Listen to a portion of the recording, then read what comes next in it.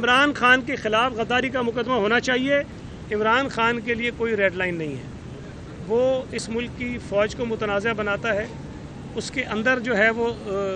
تفرقہ ڈالنے کی کوشش کرتا ہے، وہ الیکشن کمیشن پر حملہ آور ہے،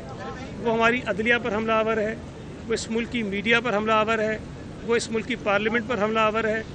عمران خان اپنی ذات سے آگے کسی چیز کو دیکھنے کو تیار نہیں ہے۔ عمران خان یہ چاہ رہا ہے کہ میں بچ جاؤں، باقی خدا نہ کرے پاکستان کو کچھ ہوتا ہے ہو جائے۔ عمران خان نے ایک مرتبہ نہیں، کئی مرتبہ، لاتعداد مرتبہ جو ہے وہ تقریروں میں، پریس کانفرنسز میں، اپنے بیانات میں ایسی باتیں کی ہیں جو آفیشیل سیکرٹ ایکٹ کی خلاف ورزی ہے، اور عمران خان نے ملکی مفادات کو داؤ پہ لگایا ہے۔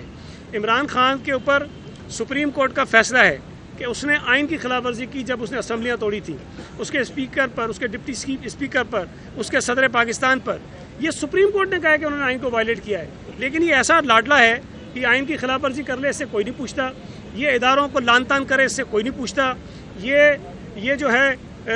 لوگ یہاں فلڈ میں بیچارے برباد ہو رہے ہیں، پاکستان کے کوئی 3 کروڑ 30 لاکھ لوگ متاثر ہیں، اور یہ اپنے تماشے لگا کے بیٹھا ہوا ہے، اس کو کوئی نہیں پوچھتا۔ شہباز گل پکڑا جاتا ہے، جس سے واضح ہوتا ہے کہ عمران خان کا بیانیہ جو ہے فوج کے اندر تفرقہ ڈالنے کا وہ آگے چلا رہا تھا، اس پر عمران خان سے کوئی نہیں پوچھتا ہے۔ اگر یہ صورتحال رہے گی کہ اس کو آپ نے کھلی چھوٹ